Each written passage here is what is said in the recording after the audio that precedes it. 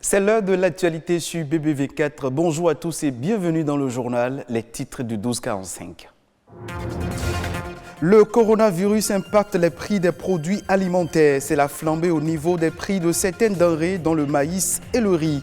Nadège Sani a fait le constat au marché d'Antokpa. Les détails en début d'édition.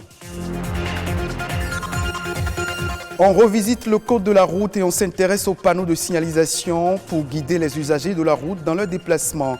Faut-il y accorder de l'importance? Les précisions à suivre. Plus de 150 000 tonnes de poissons sont importées chaque année au Bénin. La pêche et l'aquaculture ne comblent pas encore toute la demande sur le marché. Quelle technique adopter pour un bon rendement? La réponse dans un instant.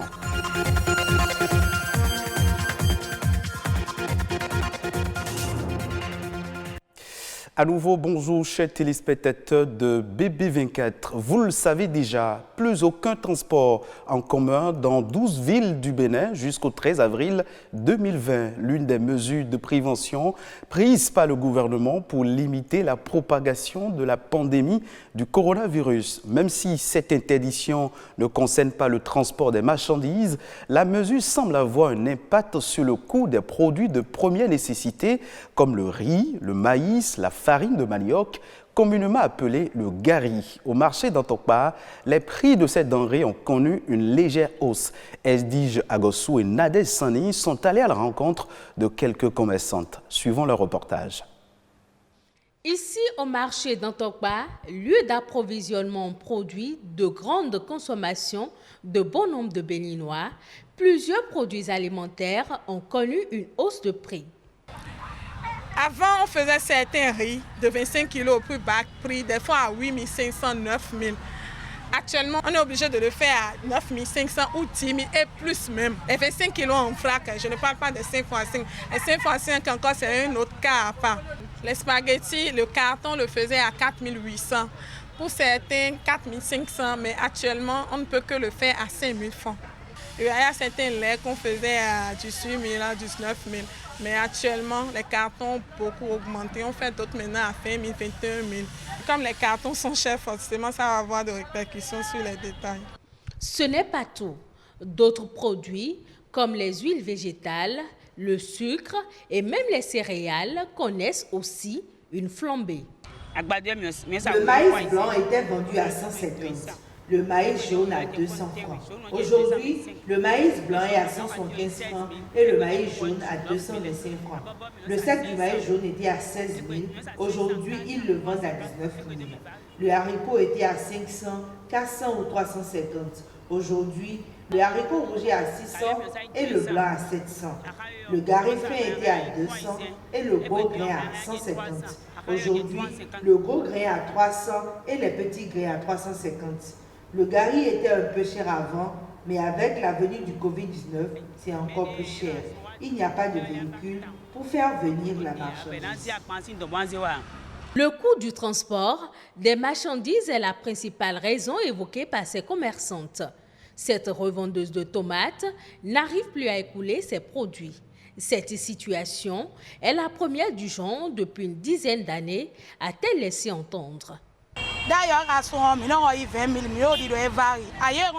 Avant, le panier de tomates était à 20 000. Aujourd'hui, c'est à 80 000. Il y a un autre qu'on achetait en carton avant, c'était à 8 000. Aujourd'hui, c'est à 25 000. Avec la Covid-19, ils disent qu'on doit contrôler la tomate sur la voie. Si tu leur demandes pourquoi la tomate est aussi chère, les grossistes vont te dire que les frontières sont fermées. Les frontières du Burkina, de la Côte d'Ivoire sont fermées. Et il faut des contrôles avant que la marchandise ne vienne au Bénin. Au marché d'Antokpa, les clients se font rares. La crise sanitaire que connaît le monde depuis quelques mois n'épargne aucun secteur d'activité. La restriction des transports et le confinement de la population mondiale ont eu des impacts certains sur le commerce et le coût de vie. En attendant la fin de cette pandémie de coronavirus, les vendeuses et commerçantes du marché d'Antokpa exhortent les gouvernants à un accompagnement social pour ralentir la spéculation sur les produits de première nécessité. Le Burkina Faso, pays de l'Afrique de l'Ouest qui compte le plus grand nombre d'infectés au coronavirus Covid-19, a pris une nouvelle série de mesures fiscales visant à alléger l'impact de la pandémie sur l'économie nationale. Ainsi, dans le secteur du transport, il a été décidé un certain nombre d'assouplissements fiscaux pour la période allant d'avril à juin 2020. Il s'agit entre autres du report de la date limite de paiement de la taxe sur les véhicules à fin juin 2020, de la suspension de la taxe patronale d'apprentissage sur les salaires au profit des entreprises du secteur du transport de personnes, la suspension des poursuites en matière de recouvrement de créances fiscales et la réduction de 25% de la patente au profit des entreprises du secteur des transports de personnes. Et puis, la consommation mondiale de café risque de baisser considérablement du fait de la pandémie du coronavirus. C'est ce qu'estime l'Organisation internationale du café dans son bilan mensuel du mois de mars. D'après l'organisme, les différentes restrictions appliquées dans les pays touchés concernant le déplacement des personnes pourraient affecter significativement la consommation hors domicile dans les établissements spécialisés ou chez les distributeurs. En dépit de la menace que fait planer le coronavirus sur la consommation, le commerce de café s'est arrêté au Vietnam, deuxième producteur et exportateur de café dans le monde entier. Un autre élément dans ce journal, intéressons-nous à présent aux feux de signalisation qui jouent un rôle important en matière de sécurité routière. Mais rares sont les usagers qui prennent le temps de lire et de respecter les messages que véhiculent ces panneaux de signalisation. Une situation qui favorise les accidents de la route. Ce comportement des usagers de la route est-il dû à un manque d'éducation routière ou à une négligence? Fifame Atadedji et Louis Koudobo se sont intéressés au sujet. Voici leur reportage. Les panneaux de signalisation implantés sur les axes routiers existent sous plusieurs formes, regroupés en 4 catégories.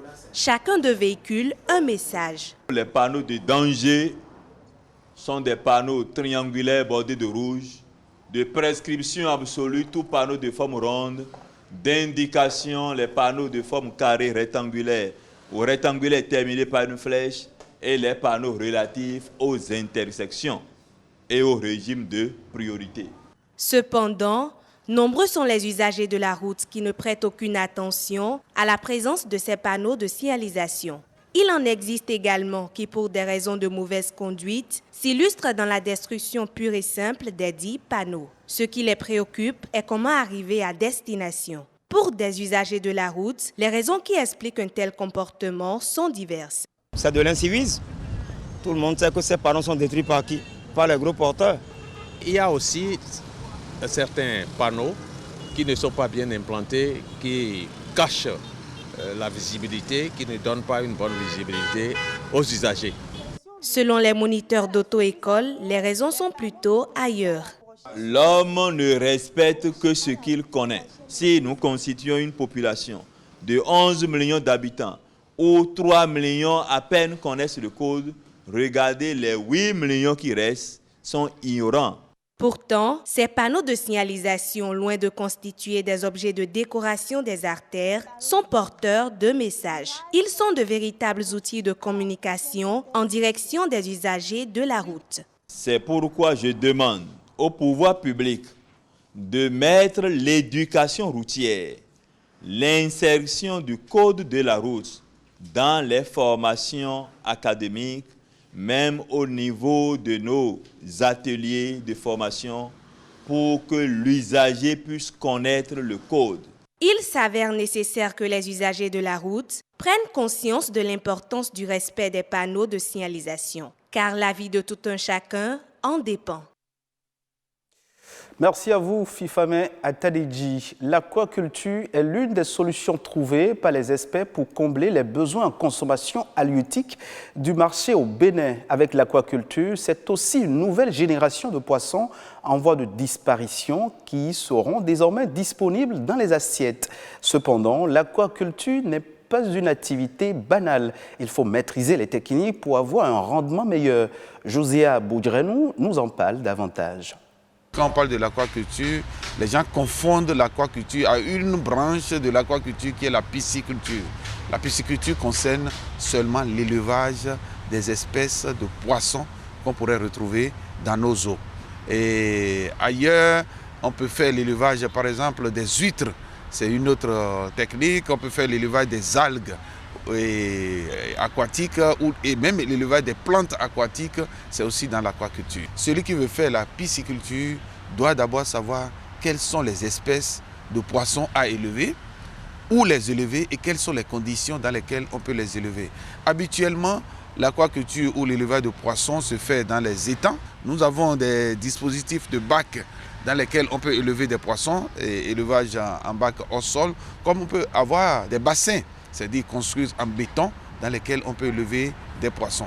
Ça, c'est l'habitat du poisson. On essaie de reproduire ça aussi bien artificiellement comme naturellement dans les plans d'eau pour faire l'élevage des poissons. Mais maintenant, après avoir créé l'habitat, il faut s'assurer de l'espèce de poisson à élever. Au Bénin, nous avons les différents types de tilapia qu'on peut élever, mais aussi nous avons les clarias. La troisième chose, après avoir connu les espèces, la présence de l'eau, c'est-à-dire l'habitat, c'est que la troisième chose, c'est l'alimentation. Qu'est-ce qu'on veut donner à manger aux poissons?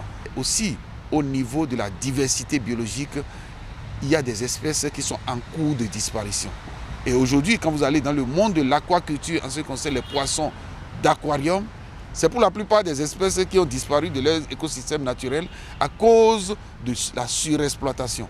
Et aujourd'hui, l'aquaculture reste la seule solution pour faire revivre encore ces espèces. Ça veut dire que ça permet de renforcer la diversité biologique dans nos pays. C'est la fin du 12h45 de ce dimanche 5 avril 2020. Portez-vous bien et à très vite sur BBV4.